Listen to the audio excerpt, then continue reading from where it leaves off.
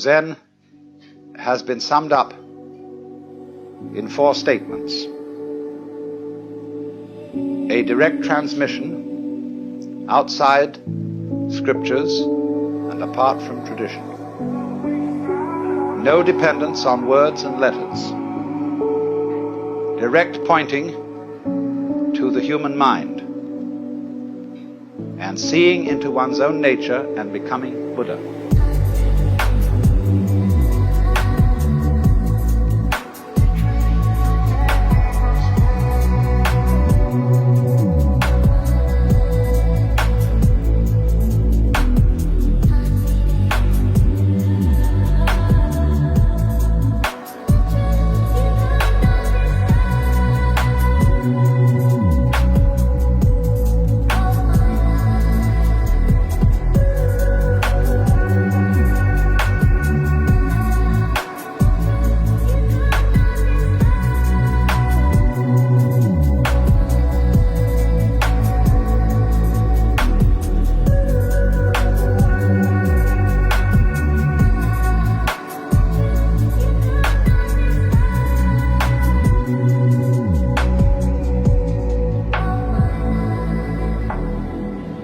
It really does deal with a domain of experience that can't be talked about.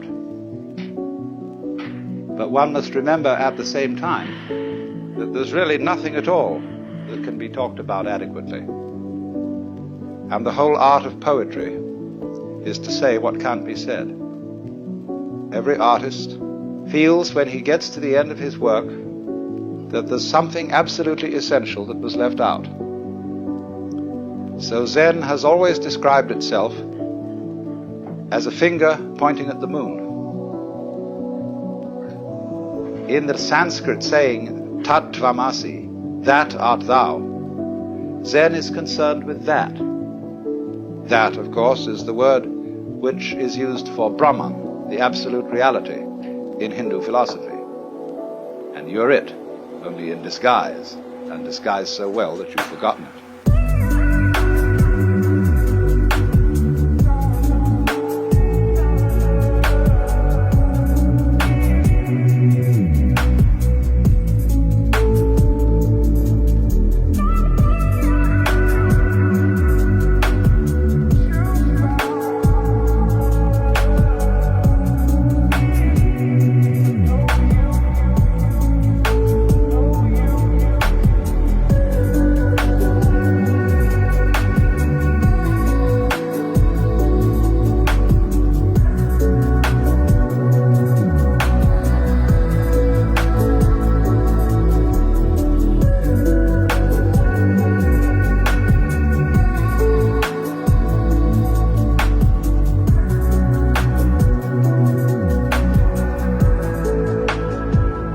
But unfortunately, ideas like the ultimate ground of being, the self, Brahman, ultimate reality, the great void, all that is very, very abstract talk.